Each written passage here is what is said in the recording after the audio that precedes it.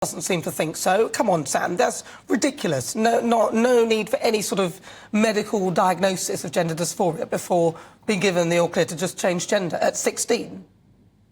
Well, I mean, I'm the opposite to your guess. I'm not a fan of Nicola Sturgeon. I'm not a fan of independence either. But I do think, you know, there was some merit in her gender recognition bill. I mean, the same bill has been passed in Spain either today or maybe yesterday, which brings the total amount of people living under the same rules up to about 400 million with zero problems. So I don't think really it's the bill that's the problem. I think it's Nicola Sturgeon's delivery. I think it's the fact that it's her timing. I mean, look. LGBTQ people are living in a time of great peril. I'm actually going to Sydney for Sydney World Pride next week, and we saw this week with Brianna that the death of the trans girl, the murder of the trans girl. The rhetoric, the toxic rhetoric, has hits the highest peaks that it ever has in the past, and people are in real danger. So I just want to stop you with that with regard to obviously the murder of the girl who was trans. We don't know the full details of that, and obviously it's sort of a live thing at the moment, so we don't know whether it's actually connected with that person being trans. So I just wanted to make that clear. Sorry, carry on.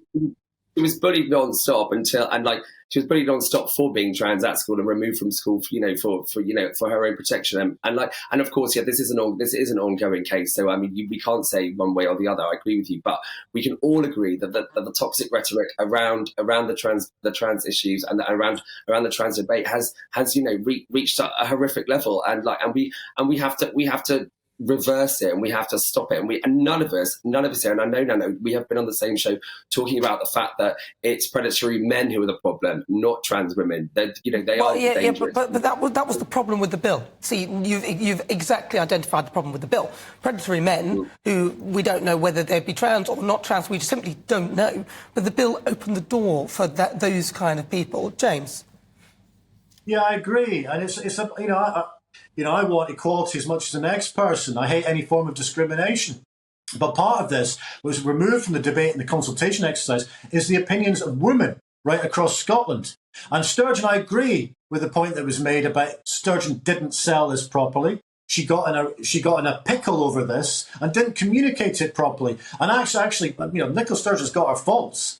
But she has been pretty good over the years at communicating a message to the Scottish people. That's why she keeps winning elections. But on this one, she failed. But she didn't listen to the concerns in terms of some of the concerns that were going on regarding women's rights on this. If we're going to have a debate, yes, have it in the round and listen to all concerns. But Sturgeon came across that she wasn't listening in terms of the concerns of women. And also, it looked like she was playing games to try and get one over Westminster as well.